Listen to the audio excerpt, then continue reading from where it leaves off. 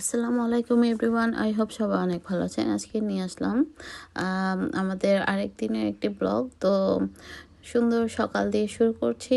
তো সকালবেলায় নামাজ পড়ে আর একটু রেস্ট করে তারপর একটু মানে 9:30-10টার দিকে বের হয়ে গেলাম আমাদের বাসার কাছে কফি শপে।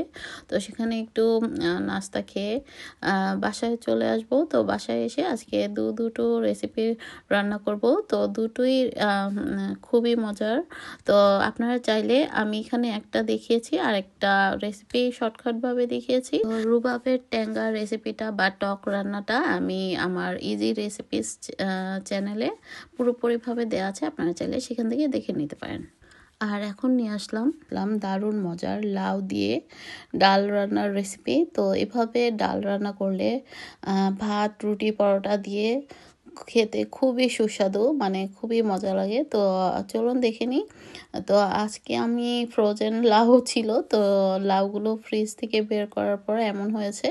তো এগুলো তরকারি রান্নার চেয়ে ভাবলাম যে ডাল দিয়ে রান্না করলেই বেশি ভালো লাগবে।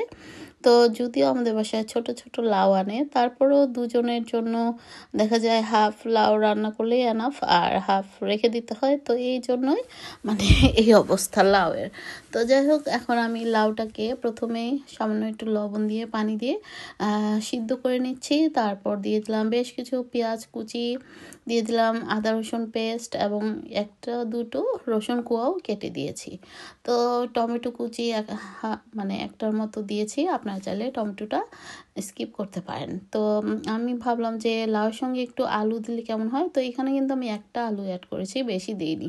আপনারা চাইলে আলুটা স্কিপ করতে পারেন। তো যাই হোক, আলুটাও সামনে একটু সিদ্ধ করে নেওয়ার পর আমি দিয়ে দিলাম এখানে হলুদ গুঁড়ো, সামান্য একটু ধনে গুঁড়ো এবং দিয়ে দিলাম সামান্য একটু মরিচ গুঁড়ো। আপনারা চাইলে শুধু হলুদ গুঁড়োটা দিয়েও রান্না করতে পারেন, তবে বাকি মশলাগুলো দিলে কিন্তু খারাপ লাগে না, খেতে ভালোই লাগে। তো শেষের দিকে দিয়ে দিলাম ডালটা আমি একটু আস্তে আস্তেই রাখবো। তো আপনারা চাইলে একদম মেল্ট করে ফেলতে পারেন, তবে একটু আস্তে আস্তে থাকলে কিন্তু দেখতে ভালোই লাগে। আর ঝোলটা পরিমাণ মতো দিব, কারণ খুব বেশি পাতলা রাখলে এই রেসিপিটা খেতে ভালো লাগে না।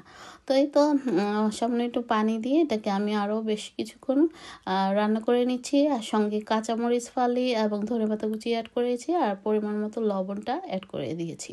তো মনে হলো আর একটু পানি দরকার, তো পানিটা অ্যাড করে দিলাম আর লবণটাও টেস্ট বুঝে দিয়ে দিলাম। তো এখন আমি এটাকে একটা জিনিস দিয়ে মানে বাগার দিব। এর মধ্যে আমি আস্ত জিরে এবং পাঁচফোড়ন দিয়েছি এবং পেঁয়াজ কুচি, রসুন কুচি দিয়ে তেল দিয়ে এটাকে আমি একটু বাগার দিব, বা তড়কা, অনেকে তড়কা বলেন বা কি বলে ফোড়ন। তো সেটা দিলে খুবই টেস্ট হয় এই রান্নাটায়। তো আমিও একটু বেশি করে পেঁয়াজ কুচি, রসুন কুচি দিয়ে আর পাঁচফোড়নটা এই পর্যায়ে অ্যাড করলাম। খুবই সুন্দর একটা ফ্লেভার আসে। রান্না করে একবার হলেও বাসায় খেয়ে দেখবেন যে কতটাই সুস্বাদু না হয়েছে এই রেসিপিটা। তো আপনারা চাইলে কিন্তু এই রেসিপিটা রুটি দিয়েও খেতে পারেন, খুবই সুস্বাদু লাগে। তো ভাত দিয়ে খেয়েছি, আমাদের কাছে খুবই ভালো লেগেছে। আর এখন রুবাব দিয়ে ট্যাঙ্গা বা টকটা রান্না করছি শর্টকাটভাবে, বুঝে নেবেন, যা গন্ধ থাকে সেটাও চলে যাবে।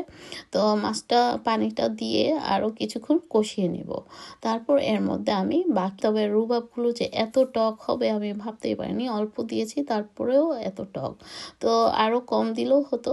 তো আসলে বোঝা যায় না, অনেক সময় দেখা যায় যেগুলো একটু বয়স হয়ে যায় ডাটাগুলো, সেগুলোর টক মনে হয় একটু বেশি থাকে, আর যেগুলো একটু কচি থাকে সেটা একটু কমই দিতে পেরেছি। যাই হোক, তারপরে এই তো রান্না হয়ে গেল ঝটপট। এই রান্নাটা করতে কিন্তু বেশি সময় লাগে না, আর খেতে সত্যি খুবই মজা হয়েছে। তো আজ এ পর্যন্তই। আল্লাহ হাফেজ। Thank you for watching.